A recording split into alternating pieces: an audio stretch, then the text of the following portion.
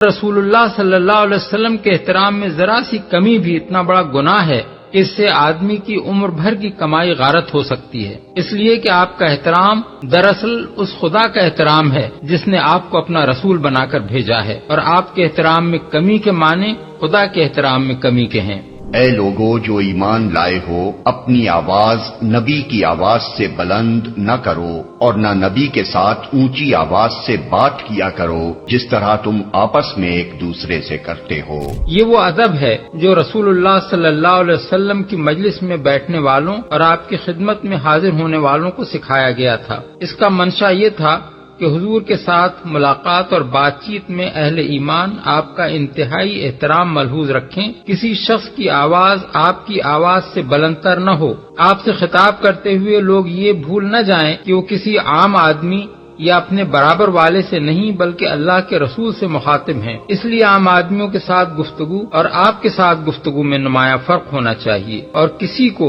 آپ سے اونچی آواز میں کلام نہ کرنا چاہیے۔ یہ ادب اگرچہ نبی صلی اللہ علیہ وسلم کی مجلس کے لیے سکھایا گیا تھا اور اس کے مخاطب وہ لوگ تھے جو حضور کے زمانے میں موجود تھے، مگر بعد کے لوگوں کو بھی ایسے تمام مواقع پر یہی ادب ملحوظ رکھنا چاہیے جب آپ کا ذکر ہو رہا ہو یا آپ کا کوئی حکم سنایا جائے یا آپ کی احادیث بیان کی جائیں۔ اس کے علاوہ اس آیت سے یہ ایما بھی نکلتا ہے کہ لوگوں کو اپنے سے بزرگتر اشخاص کے ساتھ گفتگو میں کیا طرز عمل اختیار کرنا چاہیے۔ کسی شخص کا اپنے بزرگوں کے سامنے اس طرح بولنا جس طرح وہ اپنے دوستوں یا عام آدمیوں کے سامنے بولتا ہے، دراصل اس بات کی علامت ہے کہ اس کے دل میں ان کے لیے کوئی احترام موجود نہیں ہے اور وہ ان میں اور عام آدمیوں میں کوئی فرق نہیں سمجھتا۔ کہیں ایسا نہ ہو کہ تمہارا کیا کرایا سب غارت ہو جائے اور تمہیں خبر بھی نہ ہو۔